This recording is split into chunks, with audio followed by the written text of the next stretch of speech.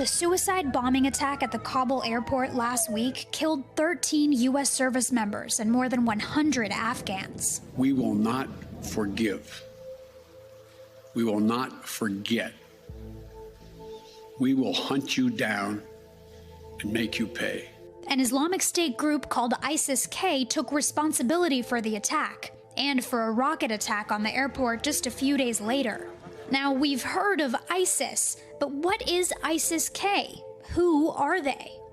ISIS-K, or the Islamic State KHORASAN province, is the local province of the organization. It's the same organization that was involved in taking large amounts of territory, beheading Americans and other foreigners in Iraq and Syria. In other words, ISIS-K is the Islamic State's local branch in Afghanistan. They were formed back in 2014 and surged in numbers for a couple of years, with a sanctuary in eastern Afghanistan along the Pakistan border. But over time, U.S. and Afghan forces, and yes, the Taliban, put so much pressure on the group that... So by 2021, the Islamic State had actually been weakened pretty significantly, down to about 2,000 or so fighters, playing a marginal role, but still capable of conducting high-profile attacks.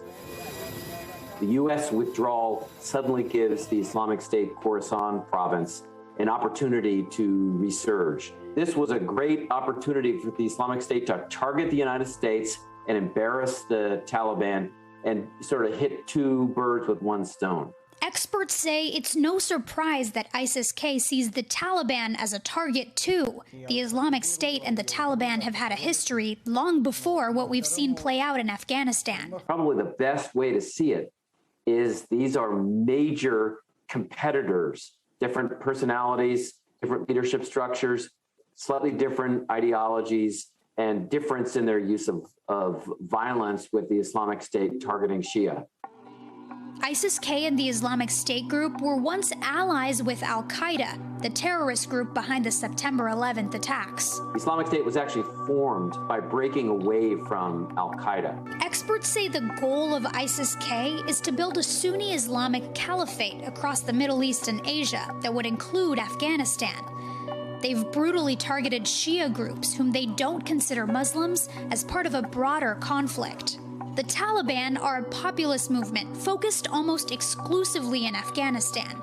They've also targeted religious minorities, but as a way to gain power locally. Taliban is a local Afghan organization. They don't really have an interest in a broader global jihad. The Islamic State operates on its own. It's targeted Shia, including the Hazara in Afghanistan. Having overthrown the government in Kabul, it makes sense that the Taliban would want to push for some sense of stability and law and order on the ground right now. But ISIS-K's long-term objective is much different, and experts say their way to get there will be violence. Anybody that supports the Taliban, anybody that supports Western values will be a target. They have suicide bombers, vehicle bombers, and they will not back down to target them.